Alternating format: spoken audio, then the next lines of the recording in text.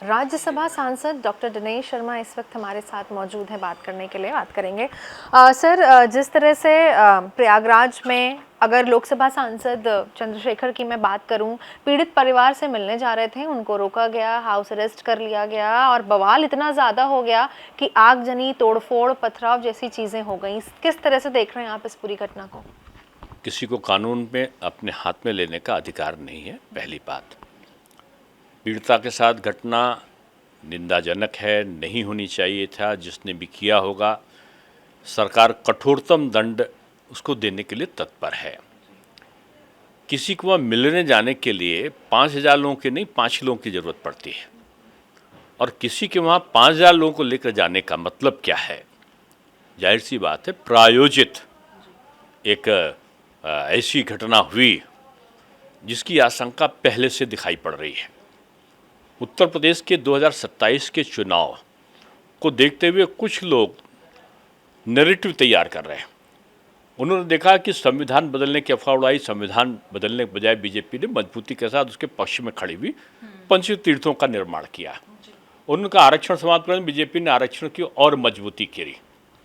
बल्कि आरक्षण जो लोगों ने समाप्त किया था, जिन्होंने अल्पसंख्यक संस्थानों को मान्यता दी, जामिया में आरक्षण नहीं, पता चला कि अलीगढ़ में आरक्षण नहीं, पिछड़ों का जो आरक्षण था तेलंगाना में, कर्नाटका में, वो पिछड़ों का अल्पसंख्यक को निकाल के आरक्षण दे। जो आरक्षण को स्वयं बैकवर्ड से और अनुसूची से ले रहे हैं।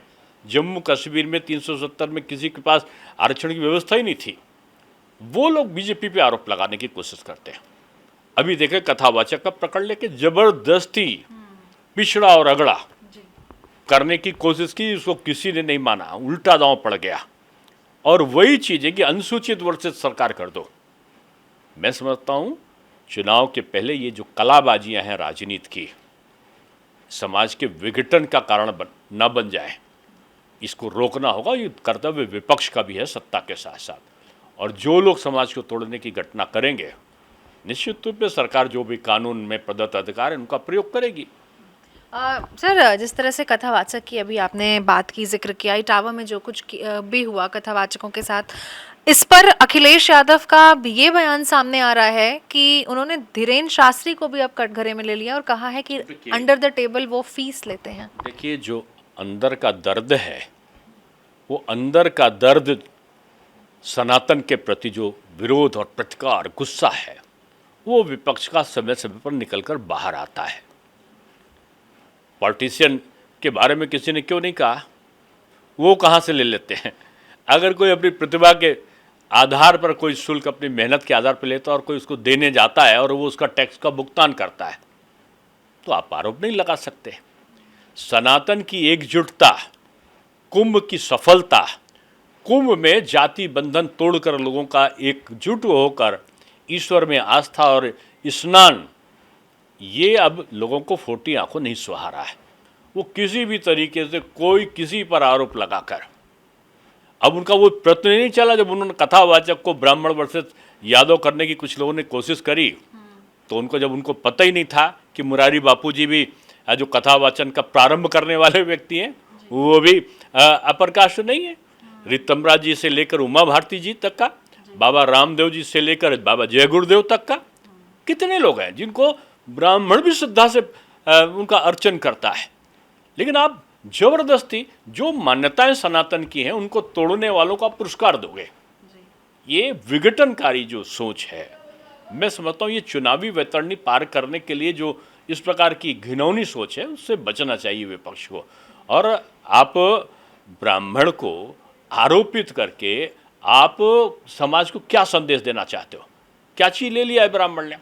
ब्राह्मण ने तो कभी सत्ता अपने हाथ में रखी ही नहीं। उसने प्रतिपादन किसका किया? वो किसका वचन कर रहा है? वो जो वेदवत व्यास जी ने जो लिखा है, वेद को, जो महाभारत लिखा है उन्होंने, अब वो धीवर थे या केवट या जो मछली पालन से संबंधित जाति है, वो ब्राह्मण नहीं थे। उनकी चीज़ को वो आज प्रचारित कर रहा है। वाल्मीकि जी की रामायण, जो अगर आज की भाषा में आप कहो तो आप उनको अनुसूचित में रखते हो। बीजेपी तो किसी जात से उनको सुशोभित नहीं करती। उसकी रामायण को ब्राह्मण आज बाँच रहा है। आप क्यों भी ब्राह्मण के पीछे पड़े हो? ब्राह्मण तो यदुवंशी श्री कृष्ण जी के द्वारा कहे गए श्री वचन जो है गीता के रूप में उसका प्रतिपादन कर रहा है। कहाँ से वो है? आप कृष्ण सुदामा की दोस्ती भूल जाओगे। हाँ, आप वो चीज भूल जाओगे कि जिसमें भगवान परशुराम जो थे ब्राह्मण, जिनको अपना परम प्रभु मानता है, और उन्होंने उनके 3 शिष्य थे। कर्ण को अगर आप शूद्र की श्रेणी में रखें उस समय, वो भीष्म पितामह जी को अगर क्षत्रिय की श्रेणी में रखें, गुरु द्रोणाचार्य जी को अगर ब्राह्मण की श्रेणी में रखें, जैसा कहा जाता है, तो उन 3 शिष्य जो भगवान परशुराम के थे उनको अपना दिव्य अस्त्र नहीं दिया किसको? प्रभु भगवान यदुवंशी श्री कृष्ण को उन्होंने अपना दिव्य सुदर्शन चक्र दिया। आप ब्राह्मण और यादव के पहले से जो जीन्स में बचा हुआ एक दूसरे के प्रति सम्मान, उसको कैसे नष्ट कर सकते हो? आप कथावाचक को जो व्यासपीठ का अपमान करे, जो अनर्गल गायन करे, सनातन को बदनाम करने की कोशिश करे, आप उसको सम्मानित कर दो और जाति से जोड़ दो, और आप दूसरे पक्ष को सुनो ना। अरे आप इटावा के हो भाई, आपके लिए तो सब लोग एक हैं। कौन सा, आप किस जात के हो? आप किसी जात के नहीं, आप तो सबके होना चाहिए। जो जनप्रतिनिधि होता है वो किसी जात विशेष का नहीं होता, सबका होता है। दोनों पक्ष की बात को सुनना चाहिए, फिर आपको अपना निर्णय लेना चाहिए। एक पक्ष के खिलाफ आप भेज दो, एक सेना आ गई और दूसरी सेना चढ़ाई कर रही, ये हिंदुस्तान है। यहाँ सेनाओं का काम नहीं है, यहाँ परस्पर समन्वय और सौहार्द का काम है। सर, अखिलेश यादव कहीं ना कहीं मुख्यमंत्री योगी आदित्यनाथ को भी कटाक्ष करते हुए ये कह रहे हैं कि उनको बीजेपी की ज़रूरत और याद तभी आती है जब उनको वोट की ज़रूरत पड़ती है। ना देखिए, एक राजनेता दूसरे राजनेता पर अगर आरोप लगाता है तो उनकी राजनीतिक मजबूरी भी होगी, ये तो क्षम्य होता है। लेकिन वो जब जाति विश्वमन करने लगता है तो वो तोड़क प्रवृत्ति को लोग पसंद नहीं करते।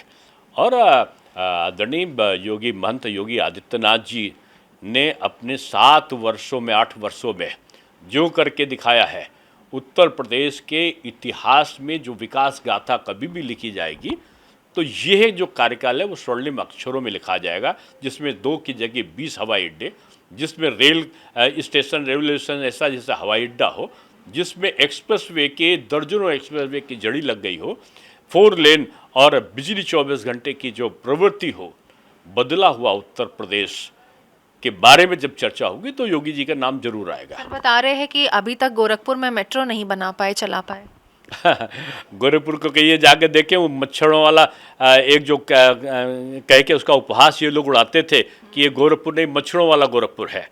आज गोरखपुर में एम्स भी है, आज गोरखपुर में खाद की का सबसे बड़ा कारखाना भी भारतवर्ष का है, आज वहाँ पर आयुष विश्वविद्यालय भी है, तो आज वहाँ पर सैनिक स्कूल भी है, वहाँ पर 4 लेन सड़कें भी हैं, तो वहाँ लिंक रोड भी है, वहाँ चारों तरफ देखो तो आज हवाई अड्डे का भी बदला हुआ स्वरूप है। अब गोरखपुर का मतलब है महानगर नहीं, महानगरों में भी एक सौंदर्यमान, एक प्रगतिशील शहर के रूप में वो डेवलप हुआ है। बहुत शुक्रिया हमसे बात करने के लिए। तो आप सुन रहे थे राज्यसभा सांसद और साथ ही ex deputy CM doctor Dinesh Sharma को। लखनऊ से वीडियो जर्नलिस्ट अरशद के साथ मैं निकिता सरीन, इंडिया न्यूज़ के लिए।